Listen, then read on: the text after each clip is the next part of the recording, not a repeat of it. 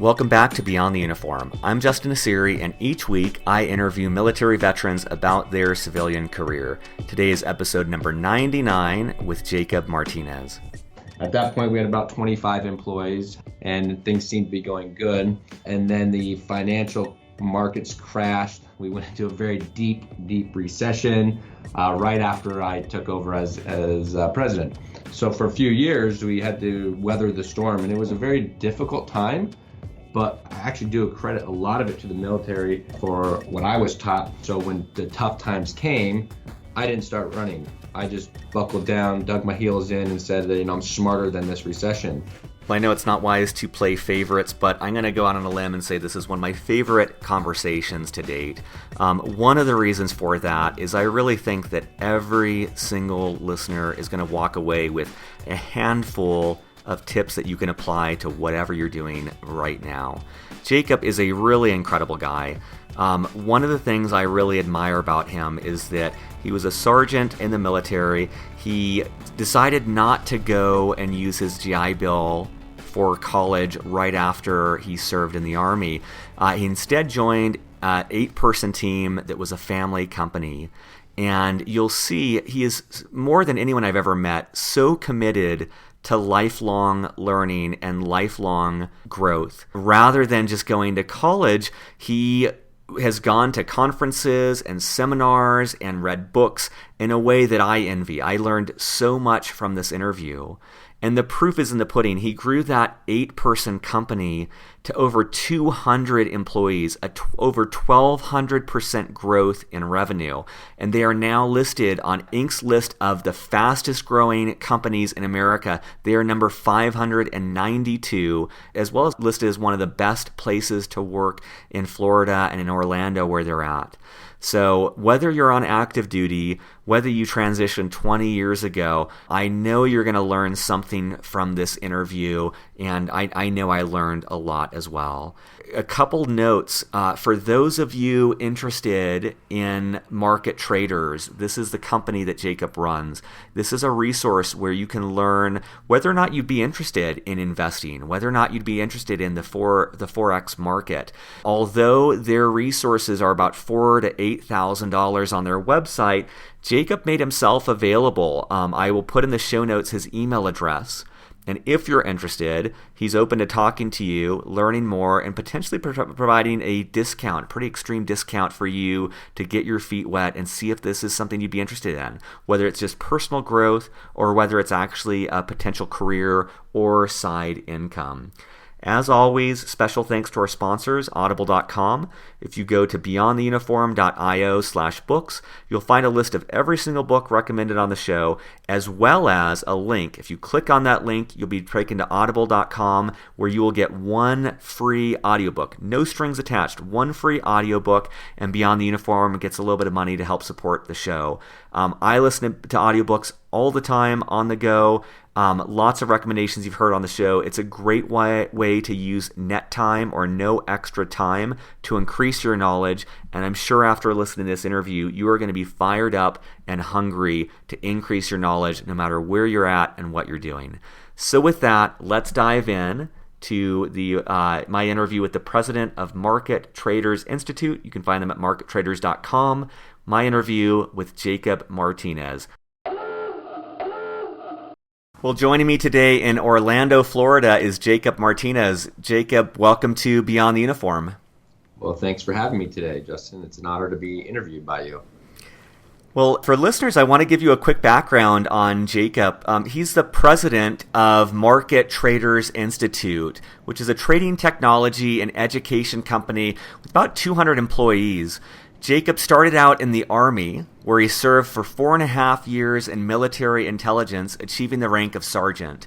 He started out at Market Traders Institute as vice president of managed accounts and has held virtually every position in the company since becoming president. So, Jacaob, I guess just to start off, anything to add or amend to that introduction? No, that sounds about right. When you join a small company and grow to a rather large company in a short period of time, you tend to fill every position, whether out of choice or necessity. So great introduction. Thank you. Of course. Well, let me start with a simple one. If you were talking to someone on active duty, how would you explain what you do for a living?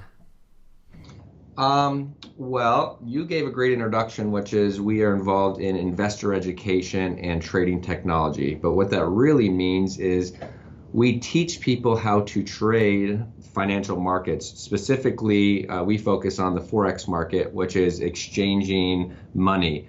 For a soldier, and I can relate to this, is when I was deployed, we would stop into Germany before we flew into Afghanistan, and there was an exchange rate. And so my dollar was only worth, a little bit of the euro. But when I came back from Afghanistan, we stopped again in Germany, and my dollar was worth a different amount. And so what we do is we teach people how to do that all online, but how to do it for a profit, of exchanging money online. So you're not physically taking briefcases of money, but you're doing it in the sense it's kind of like trading the stock market.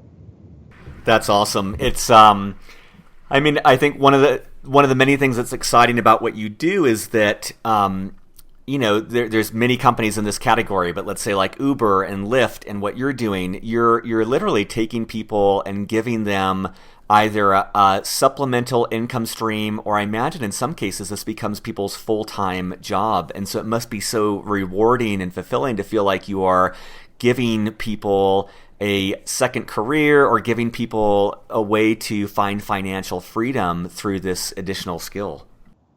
Yeah, that absolutely. Thank you. It is very rewarding. Matter of fact, when we bring on clients, we don't even say, "Oh, we brought on a client or we sold another product." We actually say we changed someone's life.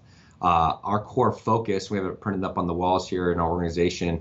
It says we're here to change people's lives through empowerment. So we want to go a step further, just even beyond just let me give you a trading strategy or some sort of way to make an income. We actually want to change your life. We want to empower you. As the old saying says, we don't want to give you a fish, we want to teach you how to fish. And that's been our focus. And because we've been overall pretty successful at this, we see about 100% edge on the market. So what that means is the average person who trades on the Forex market, according to regulated documents that are posted from brokerage firms, only about 30% of them make money. Our clients, through internal polling and as well as surveying, come out at about 57 to 61% of them are making money, which if you go out basically says for us internally, it gives us a lot of drive to say we truly do make a difference in giving people the ability to make an income on the Forex market. That's awesome. Well, I want to switch gears and kind of talk about your road to this point and how you got there. But for listeners, I did want to give context because so Jacob's story, as he'll tell, is about a family business, and some people have preconceptions about a family business. You may know someone who's done that. One of the things that makes Jacob's story so remarkable is what he has done with market traders as he's been president. And I'm wondering, whatever you're comfortable sharing, Jacob, I'd love just to give listeners a context of, since you took over as president, how much the company has grown, because it's really incredible.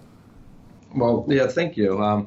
Well, if you don't mind to let me tell a little history on not just our growth, but kind of how we got there. My father started the company back in 1994, and from 1994 to 2004, he was able to grow it, to about 8 employees, and which is great, and it provided an income for our family, and it was something that worked.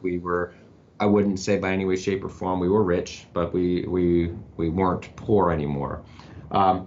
So as I left the military, I was given the opportunity to join a small organization of like 8 people, and I kind of seized that opportunity, and I took what I learned in the military of process and structure, and I think what I did good is I instilled that in my father's company. And within a few years, when you're a small company, you've only about 8 people, you tend to do or work in just about every position. So I worked in just about every position to understand it and figure out how can we put structure in place. We put some structure in place, ultimately grew it to about 25 people, and I kind of proved my worth, I guess, at that point, and was offered the opportunity to become president of the company in late 2007. At that point, we had about 25 employees, and things seemed to be going good. And then the financial markets crashed. We went into a very deep recession right after I took over as president. So for a few years, we had to weather the storm, and it was a very difficult time. But because of, I actually do accredit a lot of it to the military for about what I was taught, a lot of it in terms of being committed, having clear understanding of leadership, and having a focus of where I'm truly trying to go. And so when the tough times came, I didn't start running. I just, kind of buckled down, dug my heels in, and said that, I'm smarter than this recession. And tried to instill that in our other team members as well, to say, it's scary, but we will get through this. So from 2008 to 2011, it was a non-growth. We didn't grow at all. Matter of fact, we retraced and we did everything we could to survive. But by the time 2011 came, we came out of it, we had realized that, we figured this out, and we were on the path to growth to where we sit today. Since 2011, we've grown about 1,250% in terms of revenue. We've grown from 25 team members to 200 team members. We were listed last year, and we're hoping to get it again this year, but we're listed on the Inc. 5000's fastest growing company. We're number 592, almost breaking into Inc. 500, as well as along the way, we've tried to manage a proper work-life balance, because that type of growth can be very stressful. And so fortunately enough, we've been recognized on several different publications as one of the best places to work, if not in the top 10 best places to work here in Florida. So it's been a tough road, but it's been a great road, and we've seen tremendous success from it by staying focused. Any one of those accomplishments I think would be incredible. I'm not trying to blow smoke here, but like, as someone who is running a company, I've always talked with peer entrepreneurs, and we talk about like, okay, going from 2 people to 20 people is one skill set, but then going from 20 to like 50, completely different, and 50 to 100, completely different, and 100 to 200, completely different. And so one of the things I really admire about your story is how you've been able to continuously evolve and adapt, because you've essentially, although you've been at Market Traders, in my perspective, you've essentially run probably 5 different organizations. The organization 2008 to 2011, when you were in this financial collapse, was very different than it is today. And so I think it's really incredible that you've been able to adapt and continuously grow, continuously challenge yourself and your management team to keep this momentum going. Well, thank you. I would say what you just described is 100% accurate. I actually talk about it here internally that we constantly have to reinvent ourselves, because the set of problems and opportunities you have at 25 team members are completely different. And I remember when we broke 100 team members for the first time, and I thought this was amazing, and I thought it was the best it could ever get. But then as I took a step back, I really said, no, this is just the beginning. Just like the 20, when we had 8 employees, it was just the beginning. And here we sit at 200 team members with massive growth. And I sit back and remind myself, no, this is still just the beginning. There's so much opportunity ahead of us. But that can only, and because I've been at the helm the entire time of this massive growth, you're right, we are a different organization today. And what I teach my staff is that what was important to us and what we tracked a year ago isn't important to us today. And what we're tracking and what we're monitoring today will no longer be important to us in the future. And the only way we know how to do this, or we know what to track, is with constant learning. Because when we're learning more information and we're growing ourselves, one of our core values, matter of fact, is grow or die. And that doesn't mean grow your revenue. That means grow yourself professionally and personally. Because when you grow your knowledge base and you grow yourself, you're able to adapt to new market conditions, or as you described it, a new company. Because when we have 300 team members or 400 team members, we will be a different company than we are today. We may be selling similar products, but in terms of problems and opportunities, they will be completely different. Does that make sense? Yeah, this is great. And I just want to re-articulate this for listeners. I thought that was so great. And one-on-one talking, you've told me this before, and it's been very, very helpful for Storybox. But I love what you said. What was important to us and what we tracked a year ago isn't important today, and what we're monitoring today won't be important in the future. And that commitment to constant growth, personal and professional, is what makes the distinction between continuously evolving. And, when I think of you, Jacob, that's one of the hallmarks of how I view you is, in contrast, in some ways, I feel like I went to business school, I had this incredible experience, and that almost stopped my process of learning. And then in entrepreneurship, it was almost just learning through mistakes.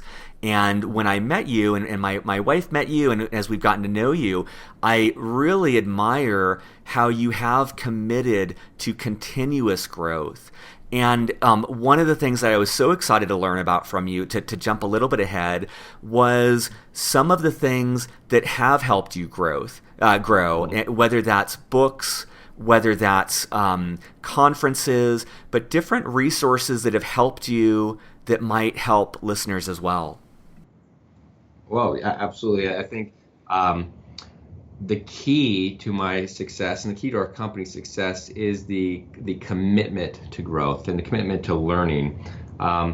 Some people may argue with me, but I read many years ago in a book that said success is a journey, it's not a destination. And I bought into that. And when you take that saying and you adapt it to business, success really, you're never going to reach quote unquote success. It's always going to be a journey. It's constant evolution. And the only way to push that journey forward is through learning. See, I look at it, and about 5 years ago, I had some internal, as I talked before, there's different problems and opportunities. One of the problems we faced was I had some staff that were saying we don't have a strategy. Yet in my head, we had a perfectly clear strategy. So I had to put together an entire presentation for the staff and help them understand what is our growth strategy. And the overriding theme was we don't want to be first, but we sure as heck don't want to be third. And what that says is there's a lot of successful businesses and people in this world. Why try to constantly reinvent the wheel? Go get a mentor. Go learn from successful people. And that's what I've done. I've made it a mission. One of the things we talked about before, Justin, is that I don't have a college degree. I tried college. I've gone to 3 different colleges, and in terms of trying to get a degree, just didn't work out for me. And but I love to learn, so I stayed focused and committed to learning. I try to read a book a month. I'll give you some books here in just a minute. And the reason behind that is not because it sounds cool, is because I read a study that said the average human, or average American, reads 1 book a year. I'd argue it's less than that, but that's the average. So if I were to read 1 book a month compared to their 1 book a year, and I fast forwarded 5 years, I've read 60 books, where the average person would have read 5 books. And I don't mean go read your romance novels. I mean business books, things that are going to help grow me. If you take my 60 books and the knowledge I've gained over that 5 years and compare it to someone who's read 5, it doesn't take a rocket scientist to realize that my knowledge is going to be vastly superior, and that'll make me a much more competitive person or leader. So that's the biggest thing. One of the biggest things I'd say is books in terms of learning. Recommendations I would give. I'm a huge fan of John Maxwell. So he's a leader. He teaches leadership. Just about every single one of his books is about leadership. And the top 3, and I've put a lot of time into this, is Leadership Gold, the 360-degree leader, and the 12 irrefutable laws of leadership. See, there's in our world, there's really no shortage of, there's never any time where you're going to have too many leaders. You can never get into a position and say, oh, wow, I don't want to learn about being a leader. I don't want to be a leader. There's already too many. That's virtually impossible. So staying focused on developing your leadership only does great things for you and your company. It's going to create opportunity for you. But I also realized that when you learn something new, you start to change. So along the way, there's another book I would highly recommend, which is written by Spencer Johnson, and it's called Who Moved My Cheese? I would say I've probably read that book at least 10 to 12 times over my career, and it's a short, quick read, but it talks about change and teaching about change. because the people who refuse change or fight change, they can't grow, because the only way to grow is to change. Does that make sense? Yeah, that's great. And for listeners, I'm adding all of these in the show notes. You'll find links to everything Jacob recommends and mentions here. Okay. I would say, and beyond that is any sort of conferences that are going to develop that I've found beneficial to me and to my staff is any sort of conference, whether it's an industry conference or some sort of leadership conference. Things that I found particularly good is I went to recently a Tony Robbins Business Mastery. It's pretty pricey, but the knowledge gained out of it has been tremendous. Actually, as you know, that's where I met your wife and kind of what kickstarted this whole relationship. So I'd say the Business Mastery. You've been to several of them, or several Tony Robbins events. Any industry-focused events. I've been to several Stephen Covey, 7 Habits of Highly Effective People conferences. And then getting into training programs, I would say it's something I've already recommended. But if you're in sales, you're trying to grow your business. The only way to grow your business, or the best way, in my opinion, to grow your business is to grow your revenue. And the only way to grow your revenue is to grow your knowledge. So to learn or to go find people who teach how to grow revenue, such as Cardone University, it's an entire sales development website program, so on and so forth, that actually teaches sales skills. I've been to Karis School of Negotiation, written by Dr. Karis, and that kind of speaks for itself. It's an amazing training program. We also subscribe to a lot of Fred Pryor seminars where we regularly send our staff to. They're 4 to 6 hour classes. They're normally held in local hotels or online, and they're great programs to constantly develop yourself.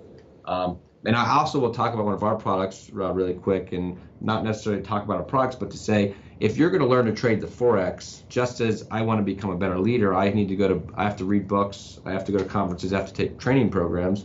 If you're going to learn to trade the Forex, you need training programs as well. And so what we have is actually a lot of Forex Foundation courses you can find on our website. But go get mentored that way. Constantly learn, and apply what you're learning. Oh, man, this is great. And I'm going to update the notes at beyondtheuniform.io to include all of this. There's so many things to talk about here. I think the first thing that just jumps out, one of the things I love is that not only is this great advice for anyone, but I think it's so authentic to what you're doing as a company. Like you are teaching people, you are helping them learn something and grow, and you are also embodying that as you are learning about different things that help you and your company and your team. So I love that, just the authenticity of what you do and how aligned it is with your work. And I just wanted to give, a personal plug. So you had recommended in a previous conversation the Cardone University for anyone listening, just as one example of this. So this is all about sales training. There are videos that are like 5-minute videos, and there are thousands of them on different topics related to sales. And one of the things I appreciated about this is that in the last 7 to 8 years with Storybox, like I have sold to Budweiser, Intuit, I've sold $100,000 contracts. Everything I've done has been just kind of through brute force. And what I was appreciating as I watch these videos, I make it a goal to watch at least 3 a day, is just all the things I never knew, all the little tiny things that are helping my performance as I'm still selling. So I think that's a great example. I think the price is like $1,000 to $1,500, well worth it for a year of using this and learning. And the Tony Robbins one that you talked about with Business Mastery, one of the things I love about these conferences is, I think the Business Mastery one was 4 or 5 days. It's the equivalent, it felt for me like the equivalent of reading 20 books. It's just an instant injection. It feels like steroids for increasing your knowledge. And he talks a lot about the psychology of business and how important that is. And so I think for both of those things, it's a great conference. But I'll have links to the other ones in there. This is great. One thing I was going to ask about with Jacob is you've told my wife and I before about how you've ingrained this book culture at your company. And I wonder if you could just talk about how you've kept books a priority for your management team. Yeah, absolutely. So what we do is what's called the book club. And it's, even though it's called the book club, now there's several book clubs, and it actually started years, I believe a couple years even before I started with the company. But my father used to once a week pull all actually shut the whole company down for about an hour. We'd go into the boardroom and we would discuss specific chapters of a book we were reading. And at first I thought that was kind of quirky of, we have to read a book and we're here, in business, and we have to sit in a boardroom and we have to talk to everybody about what we learned in the book. It's kind of seemed a little weird. Keep in mind, prior to that, I had probably read one book my entire life, so I fell into the average or probably below average in terms of learning through books prior to that. Well, we'll fast forward in time and got through the first book, second book, third book, and realized, wow, I may not memorize the books, but the 1 to 2 to maybe 5 little nuggets out of each book that I'm applying is actually making a difference in the business as well as my personal income. And this is pretty neat. So we continued this tradition, and inadvertently we actually stopped it on accident during the recession. And that was one of the things. After about 8 months of not doing it, I was sitting back in my chair and realizing, what have we done differently? And that came to mind and said, well, we stopped our book clubs, therefore we stopped learning. And if we stop learning, what are we doing differently? And definition of insanity is doing the same thing over again, expecting different results. So I'll fast forward to today. We have several book clubs. I lead a book club every single week. We go in as executive team and we discuss the chapter that we're reading in a particular book. Then I ask my executives and then their managers to actually hold their own book club, and I ask that their books pertain to whether it be leadership or some sort of technical skill inside of their department, because I realize that unless we kind of, I don't want to use the word force, but highly encourage people to read and put it on the calendar, life gets in the way. And so we judge ourselves by intentions, but we judge others by their actions. And so what happens is our own intentions, we look at ourselves and say, well, my intentions are good, I just ran out of time. But from an outsider looking in, the action is I just didn't read. So when you put it on the calendar and get everyone together, it kind of forces you to read, it forces us to read, and forces us to grow, and forces us to apply that knowledge here in our company. And it's literally, as you said, it's a staple in our company now that anyone who works at MTI knows that there is a book club, and it's not something that we have to do. It's something that we enjoy doing because we enjoy the fruits of the material that we learn from.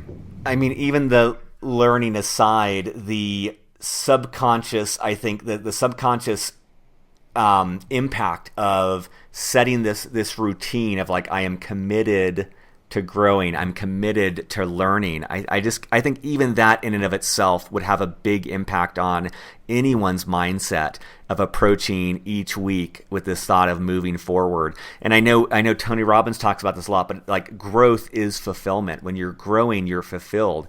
And I've noticed that. I've noticed that with like the Grant Cardone videos. Like, it feels cheesy sometimes watching these sales videos for 15 to 20 minutes a day, but I really enjoy being able to apply that to each sales call, and that feeling of growth that you get from something like a book club, I think really would add to people's fulfillment inside and outside of work. Yeah, that's absolutely true. I mean, it's very rewarding. We're currently reading a book called Danger in the Comfort Zone. Actually, I have on my desk right here, Judith Bardwick. It's a little bit older book, but it really breaks down the different levels of entitlement, the earning zone and fear zone, and talks about the danger in each one by living in the comfort zone. And one of the things that I'll add that's not really in this particular book, but is saying that you really can't learn in the comfort zone, and you can't learn in the danger zone.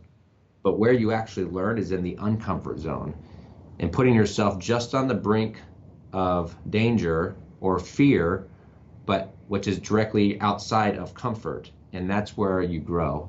I learned recently in a conference, I'm a member of a group called Vistage, and that's where I meet monthly with local CEOs and business owners, company presidents, and executives, and we had a speaker, and the speaker was talking about company culture, and somebody asked a question and said, but don't you want harmony at all the times? And the speaker said, no, that's exactly what you don't want.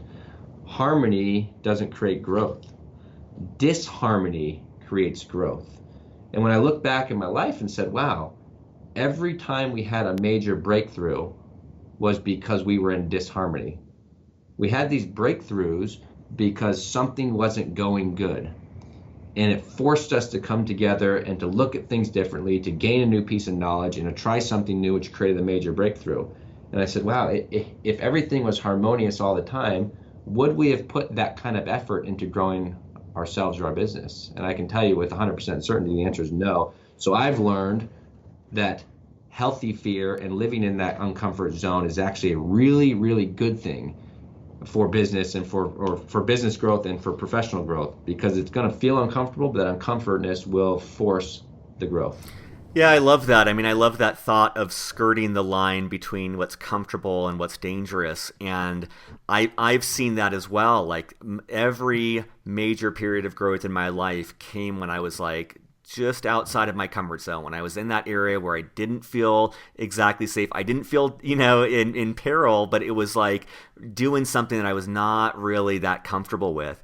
And I love the resources you mentioned, because I imagine, at least from my own experience, these are ways to systematize getting out of your comfort zone, like looking at things differently. There were many moments at the Tony Robbins conference where I felt very uncomfortable. I was doing things I hadn't done before. You're like jumping up and down, or you're sharing things, or you're looking at things from different perspectives. And if you let go and just kind of go with it, and you let go of the being self-conscious, you get out of that comfort zone. So I imagine these programs, these books, these conferences do a good job of just building in a routine of getting uncomfortable. Yes, I would 100% agree with you. Could you share any story that comes to mind about a challenge of either growing a family business or just growing a company in general? I know this kind of sounds like an interview question, but I think it's interesting to think of like the challenges you've faced to give veteran listeners a feel for what it's like in your shoes, but also what you take away from that challenge or that intense period. Well, Justin, that is a great question. I would say I've faced many challenges in growing. A lot of my challenges, I think, have been internal challenges and struggles internally with me, and the way I've viewed myself of not being able to live up to a stigma that someone else has placed on me. So, to speak to that may be difficult for other people to understand, or even for you to understand. But in terms of company challenges, I think every day I come to work and I face challenges, whether it be a challenge of a personnel, and I say at my level at this point, I'm not in the business really of selling trading technology and investor education. I'm really in the people business.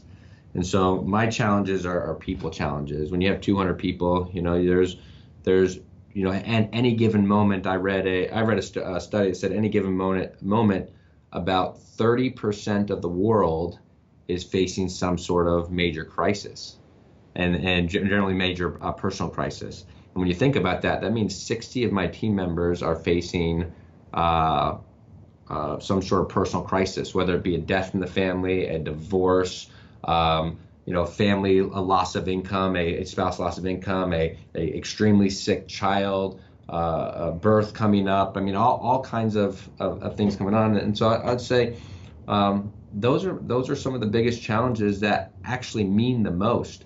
And what I've done is to help ground myself as a leader, is to help me understand and help other people understand, is that business isn't about money.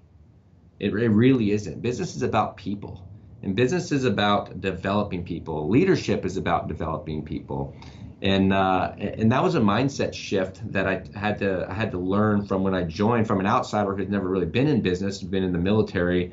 I was in the military prior to working here and going into business. I had this belief of what business is: cutthroat, what you learn at what you watch in the movies of Wall Street, things like that. And that's truly not what a successful business is. And when you back out and say it's a successful business is about people and helping people, growing people, that challenge, that I guess I'm talking about now becomes opportunity, an opportunity to make an impact in my people's and my team's lives. And when you make that impact, ultimately everyone becomes loyal, and you become, as we say, a family.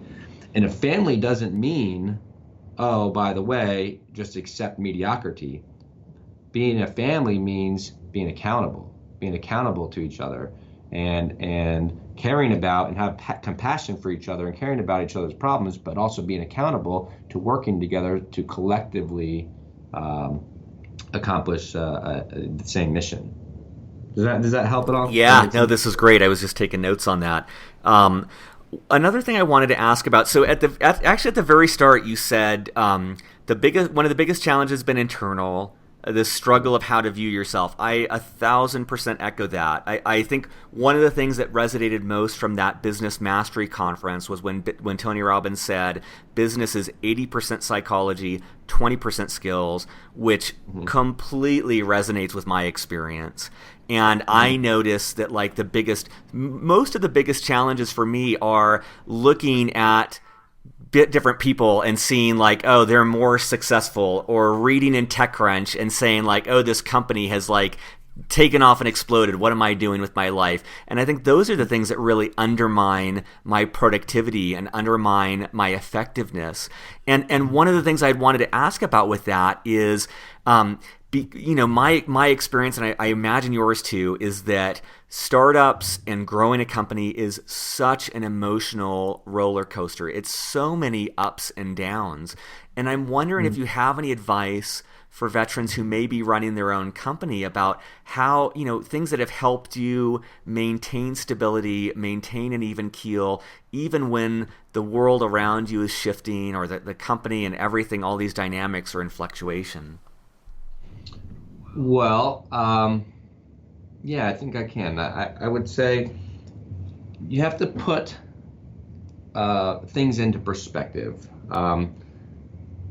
Just as I just said before, about 30% of the world at any given moment is living in a sort of a major crisis. That also, I'm not immune to that. I've had my fair share of major crises as well.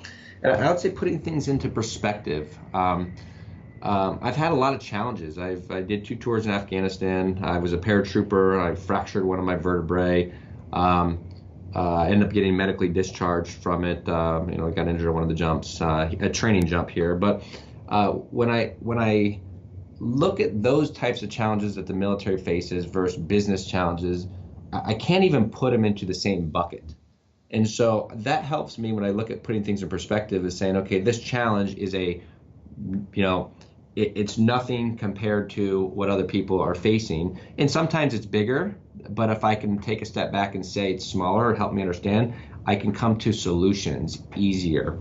But by, the old whatever, the fable of Chicken Little, the sky's falling. The sky's never falling, right? It's not going to fall. You may think it's falling at that moment, but when you take a step back and evaluate the situation, it's not falling, and you can come to solutions a lot easier. Is that helpful? Yeah, I love that. I think that's true. I love the perspective. And I notice for myself that when I'm most paralyzed by fear, when I'm least effective in my job, it comes because this problem has grown to this gigantic proportion.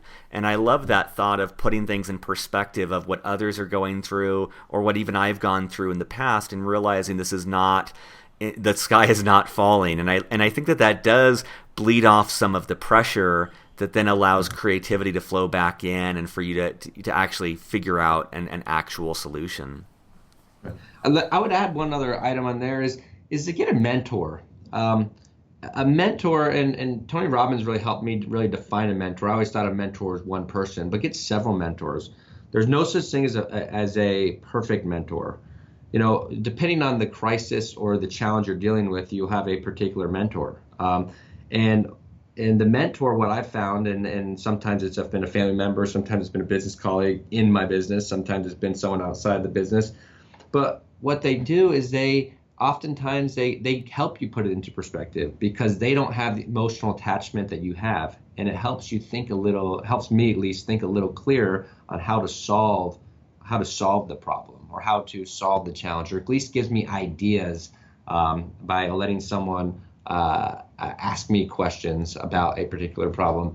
I will admit it's someone who has an ego such as myself, and it's been bigger way in the past. I've been humbled many times. But someone with an ego, finding a mentor can be challenging. Into exposing your vulnerabilities to somebody else can feel uncomfortable, and that goes back to the uncomfort zone. But when you truly let loose and you truly allow someone else into your life, no matter how embarrassing or troubling the problem may be, whether it be money problems, marital problems, relationship problems, business colleague problems, when you let go of that fear, and oftentimes you get out, as what I say, you get out of you get out of hell a lot faster. I think that's true. I think that's such a great example of getting out of your comfort zone, is that vulnerability. And I'm just thinking of like some of the most powerful moments in entrepreneurship have been, I think there's this temptation when you're around other entrepreneurs to kind of make everything in an Instagram, make every photo perfect and look everything amazing. And then there's been times when I'm, maybe having a beer with someone or sitting down and it's just like, this is really shitty. This is really hard right now. And you see the veil on both sides just kind of drop. And then there's that connection and there's that learning and there's like so much growth that comes from that vulnerability. So I love that thought of like that, like you talked about with using a mentor, being vulnerable with them, getting out of your comfort zone, and that can help you get out of that hell a lot quicker. Yeah. What about one of the things I wanted to ask about, especially for veterans thinking of joining a growing company, or maybe even listeners who are already running their own company. You talked about systematizing things within your company, and I wonder if you have any advice or stories or thoughts around that, of ways in which you've tried to create systems in everything you've done and tried to improve those. Well, success, I believe success is a formula. It's not a fantasy. There's even times when you say, well, my gut feeling, that gut feeling starts with an intuition, and then you go prove it with a process or with a strategy to determine is your gut feeling real or not. Just about everything in my organization is structured into a process. Everything we do runs through a process, and I'll give some examples of even all the way down to the amount of money we spend. We spend X amount of dollars in marketing to get X amount of leads, and then those leads create a certain amount of webinar attendance, and those webinar attendance equal the amount of salespeople we have, and the amount of salespeople we have dictates how many sales we should be making and how many new clients we should be bringing on board, and from how many new clients we bring on board then literally dictates how many customer support representatives, our account representatives, our tech support, and then our number of customers then dictates how many product development staff we have, because we have to innovate. We're constantly innovating new products and new ways to trade. And so it is a structure.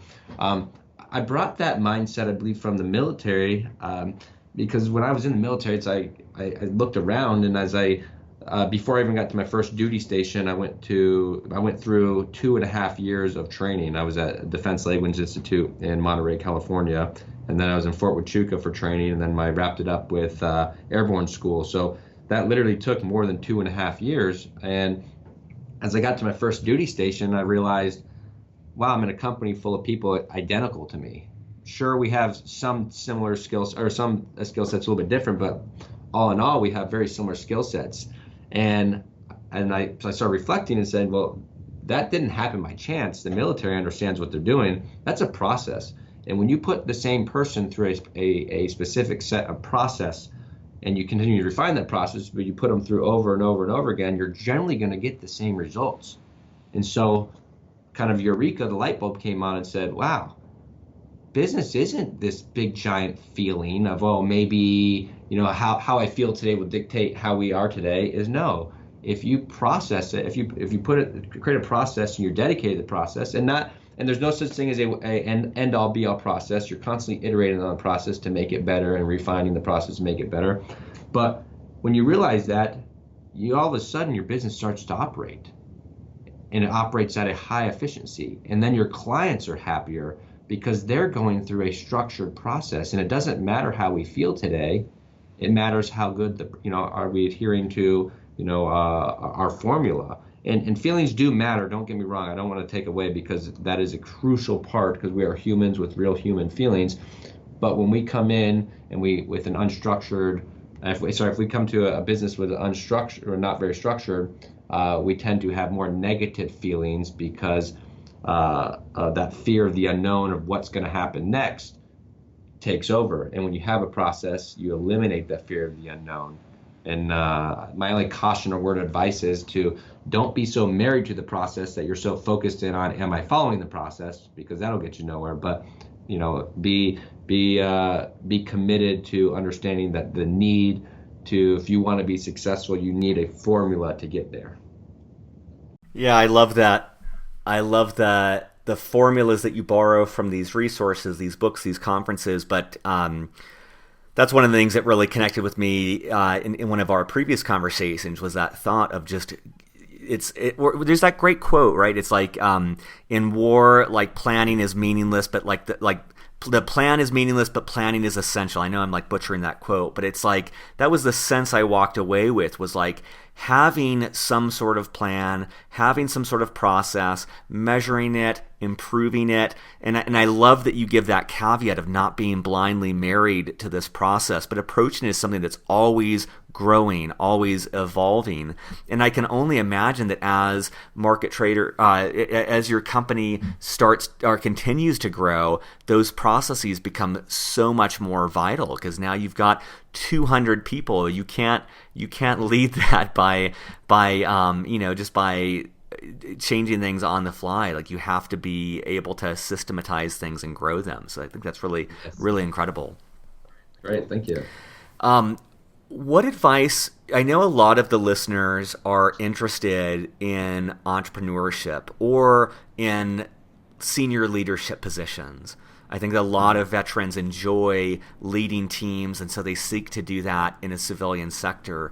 What advice would you have for someone listening? Maybe they're on active duty and thinking of starting a company when they get out, or maybe they've recently transitioned and they're trying to work their way up within a company. What advice would you have for them?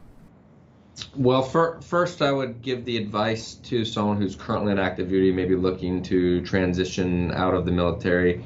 I found it, for me, to be, and after speaking to a lot of my military buddies, we all had very similar emotions, and it was exciting, it was sad, and it was a little bit of fearful, because as you're getting out of the military, and as I was getting out of the military, I wasn't sure exactly what I was going to do. I didn't have a college degree. I had offers to go become a contractor, to go back overseas as a contractor. I had my GI Bill and the college fund to go back to college, and I had an opportunity, not making very much money, with joining the family business that at that time was a very small family business, and so what I opted for was opportunity.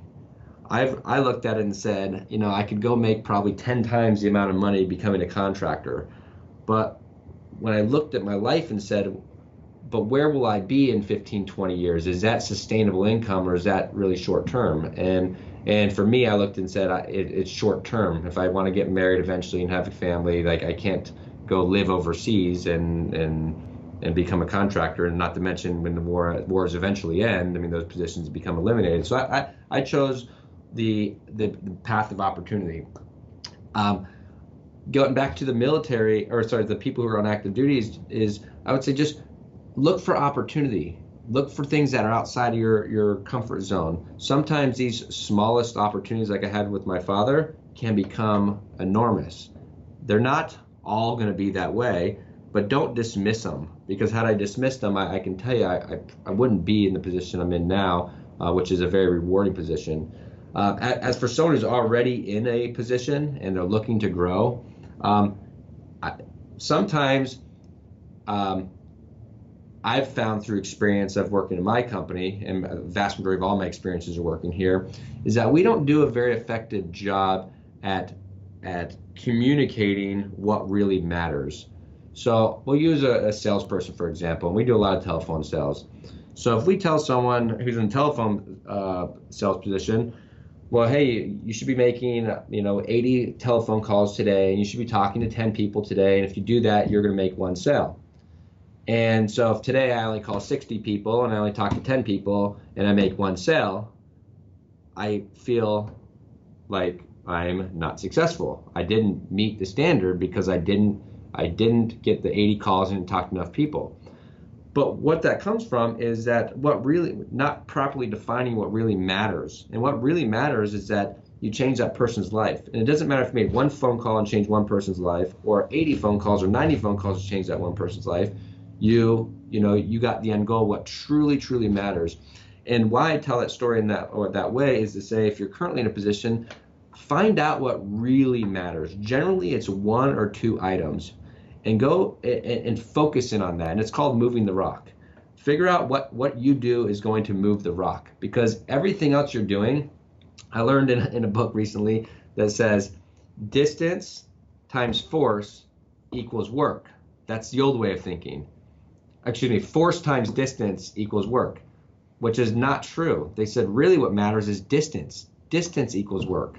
It doesn't matter if you put so much force into pushing on this rock and it doesn't move, right? Or if you put 90% force into pushing this rock and it moves 1 foot, that doesn't equal work. What matters is, I don't care how much force you put into pushing that rock, how far did that rock get pushed? And so the saying goes, if what you're doing is moving the rock or not. And when you realize figure out what that one or two things are and start focusing on that, because that's what really matters. And that, at least in our company, that's what gets you the opportunity. And that's what then puts you in the position to be able to train your staff underneath you and the people who work underneath you to help develop them of everything else is just garbage. It's not meaningless. We call it garbage. It's just not important because it's not really moving the rock. I love that. I'll put a link in the show notes. I just recently read Deep Work by Cal Newport, who's been on the show, and that was part of what I took away from that as well, is like there's so many different things you can do in any job, and very few of them, like you said, move the rock. And the impression I took away from reading Deep Work was that so often I focus on the force. It's like, okay, it feels very Star Wars-esque, but the force I'm putting into something, which is like, I sent a lot of emails today. Oh, I did this a lot today. And it's like, do those things really move the needle? Are those really the things that are going to give me the distance I'm looking for? So I love that thought you have of just really distilling this to the one or two things that really move that rock forward and focusing on that. I think that's such it's a simpler way to just really make sure that you're using the highest leverage, use of your time in each situation. Right. One thing I would add on that, Justin, and I know I sound like I'm being very repetitive, and it's not necessarily intentional, it's subconscious, but is do things, train yourself to separate yourself from other people. What I mean by that is train yourself, grow your knowledge. It's not always the company's responsibility to train the employee. What I mean by that is sometimes people, they go to an organization and they say, well, if the company doesn't have money for me to go to this conference, I'm not going to go to the conference, and therefore, the company doesn't want to invest in me. But when you take that personal responsibility on and say, you know what, whether the company has the budget for it or not, this is what I need to invest into myself to grow, well, then that's what I need. And when you take away the company paying versus me paying or whose responsibility, and you look at it and say, do I need this knowledge or not? And if the answer is yes, then figure out a way to get there. Figure out a way to gain that knowledge, because that's how you separate yourself. The average person will come in and say, well, the company didn't send me to that conference, therefore they don't care about me, therefore they're not investing in me, therefore I'm going to stay where I'm at. And at the end of the day, the only person who gets hurt thinking that way is you. You're the person who gets hurt because you're the one that doesn't grow. And so I would add that component is to say, there's, do whatever you can, because that money that you spend on yourself is not spent, it's invested. I think that's so spot on. And I do think, my perspective is that in the military, I think that most people, myself included, it does have an impact sometimes of being spoon-fed. Like I'm kind of spoon-fed training. If I go to so many different trainings in a day. If I need to know it, they're going to give me training. If not, it doesn't matter. And so I think that there's a certain reactivity that the military can instill in people. And I felt, at least for me, it had that impact at times. And so I love that thought, especially as someone emerges into the civilian world, of being proactive and accepting that responsibility and saying, like, even if the company isn't going to pay for this, I know this will make a difference, so I'm going to invest in myself. And I'm going to buy this book or this training or this conference. And even if the company's not paying for it, I know it will make me a better performer. And you're right, most people don't do that. That's such a great way to differentiate yourself and to get ahead. Yes, right. I know we've only got a few minutes here. I always like to keep the last question open-ended and just say, like, you've shared so much knowledge, Jacob. I really appreciate this. I know for myself it has a big impact. I know for the listeners it will too.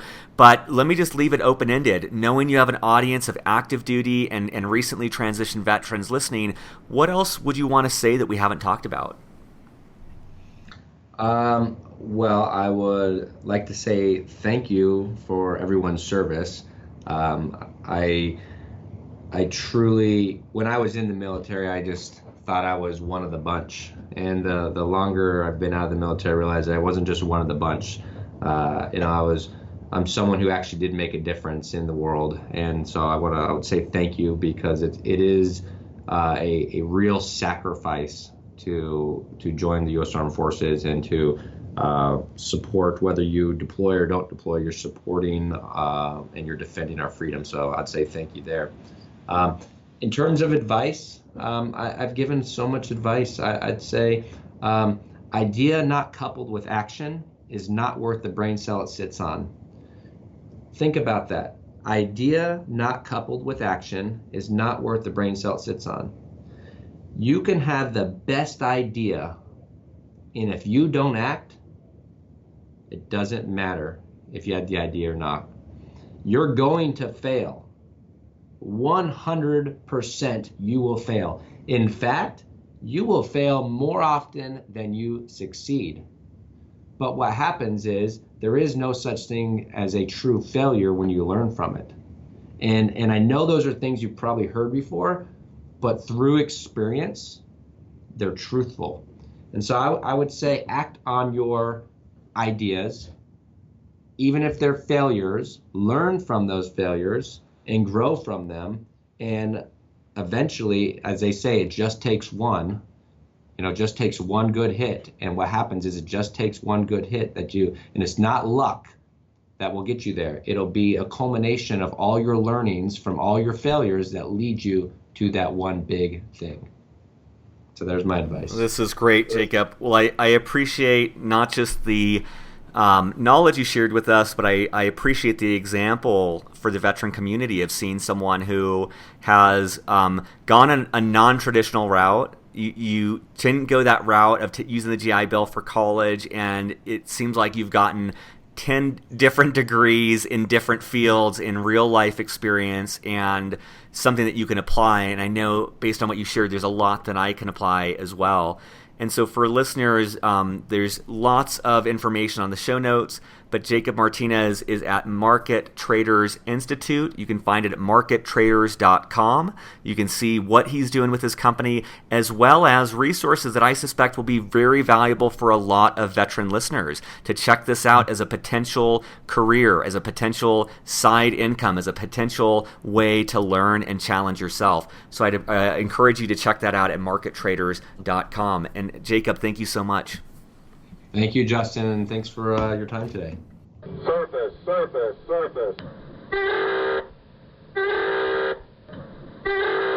Well, veterans, thank you for listening. Thank you for your service. If you're like me, you are extremely fired up after hearing Jacob's interview. I hope that you learned something that you can apply today to whatever you're doing. I hope that you got a shot of adrenaline for whatever you're doing, wherever you're headed. And I hope that you got that reminder of how important it is to commit to continuous growth.